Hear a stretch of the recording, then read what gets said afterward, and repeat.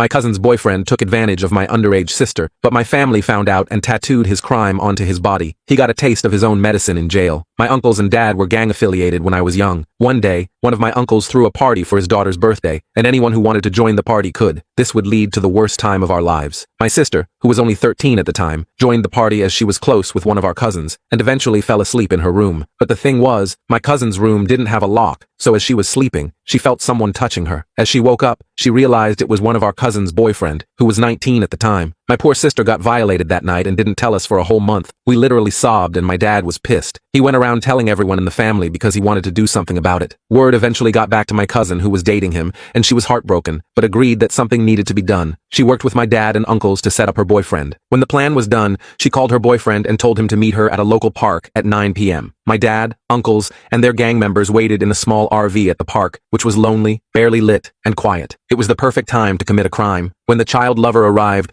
all of them ran up to him and beat the crap out of him. They kicked and punched him until he was blue in the face. Then, they dragged him into the RV, where they continued to beat the crap out of him. But they were also driving to a second location. They were taking him to my uncle's place. Now, the thing with my uncle is that he was an amazing tattoo artist, so only he could get this part of the job done. Once they arrived at his house, my uncle was ready with all his tattoo equipment and gave him some new artwork all over his face, neck, head, and hands. He had child lover, pedo, pissed all over his body. He even branded his entire forehead with the words pedophile. He finished at 2 a.m. and then they dumped him in front of his father's house. He would be discovered by neighbors at 6 a.m. when the sun came out and people started sitting ready for work. To add salt to the wound, my father left a long written note on the door of the child lover's house, explaining what he had done and why he was branded for life. This led to his dad giving him his own set of beatings and finally kicking him out of his house. When we heard the news, we thought he'd be homeless and ostracized, but surprisingly, one of his friends let him stay with him for a while. This only lasted a month before he was found guilty on a people unaliver charge. Apparently, this crime happened 3 months before the incident with my sister. He was then charged with a second-degree person unaliver, along with a few other charges. He was then sent up to Chino Penitentiary. 2 months in the pen, he was R-worded, beat, and finally unalived by some African Americans. His death was caused by a screwdriver being penetrated into his chest 3 times. My uncles and dad have no guilt over this and are glad that there's one less child lover in the world.